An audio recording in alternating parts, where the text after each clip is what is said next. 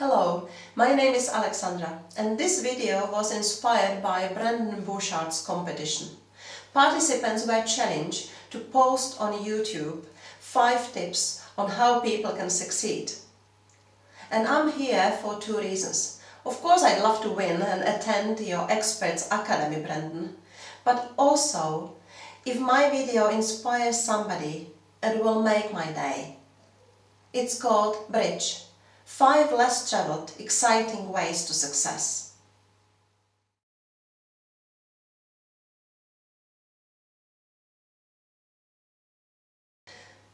Maybe you remember one of the most moving moments of the Olympic Games 2004.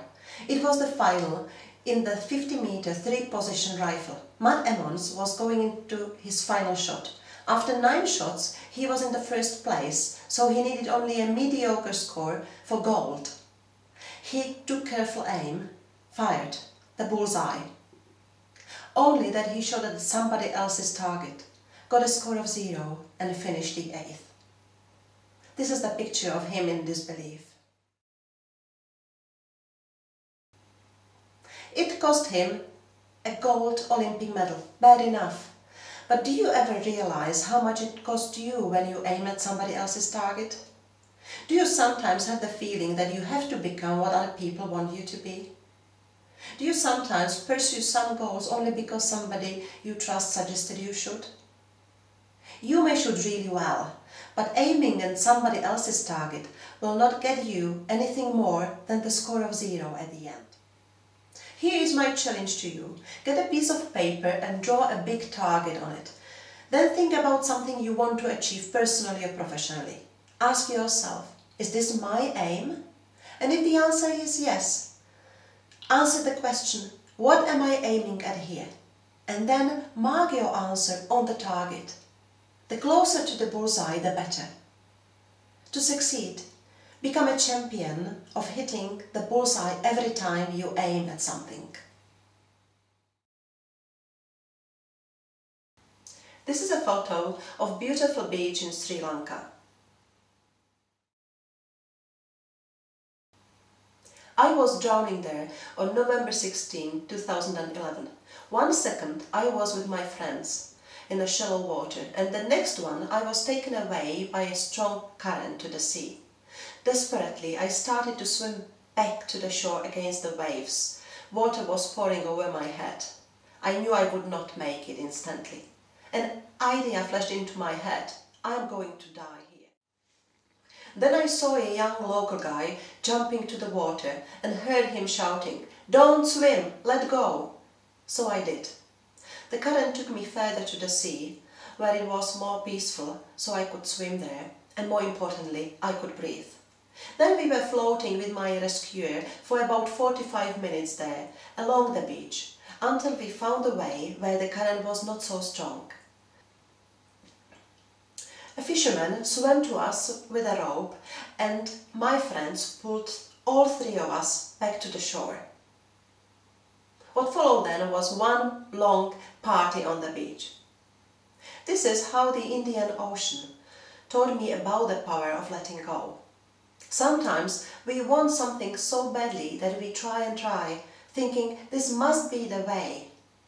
It feels like swimming against the waves. We keep trying until we exhaust ourselves. Can you relate? But sometimes you need to let go first in order to succeed. So here is my challenge to you. Think about some challenging, difficult situation that you have been dealing with, that you have been trying to solve. Imagine that you are stepping out from the situation, that you are drifting away, so that you can see it from distance, from the larger perspective.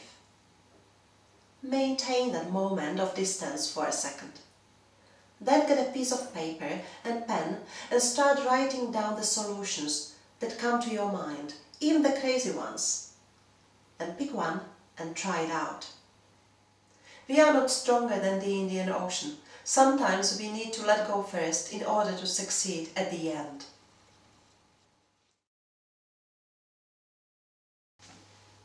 Online dictionary defines a hurdle race as a race in which contestants must negotiate a series of hurdles.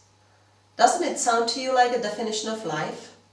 And I believe we can greatly benefit from implementing a proper technique of a hurdle racer into our life.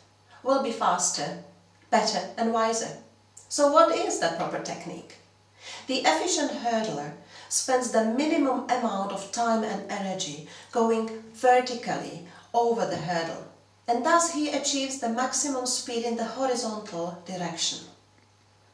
He doesn't slow down when he approaches the first hurdle, doesn't look down on hurdles or on his knees, keeps looking ahead. So here is my challenge to you. When you are in a mission of achieving something and the obstacle, the problem appears, adopt the mindset of a hurdle racer. Don't slow down, don't focus on the obstacle. Focus on the best way to get over it, on the best solution. To succeed, you need to accept the fact that the hurdles are always going to be there, because they are part of your race. But you'll get over them much easier and faster when keeping your eyes on the finish line. Do you sometimes find yourself caught in thinking about the past, speculating about what was, regretting what you have or haven't done? Do you ever fear future so much that it keeps you awake at night? You are not alone. It happens to many of us. But there is surprisingly an easy way out. We need to bring our attention back to the present moment. Unlike yesterday and tomorrow, today is in our hands. It's the only day we can do something about. And Winnie the Pooh knows it. When he was walking with Piglet, he asked, "What day is it?" "It's today," squeaked Piglet. "It's my favorite day," said Pooh. So here is my challenge to you. Few times a day. For instance, when you get in the car in the morning, when you stop at the traffic lights, when you are in a line or waiting for somebody, but especially if you are feeling anxious, stressed out, or simply in a bad mood. Remember Winnie the Pooh. Smile, just lightly, so as your face muscles relax. And then use your senses to experience the present moment. What are you hearing? What are you seeing? What are you touching or feeling? To succeed in the future, we need to focus on here and now.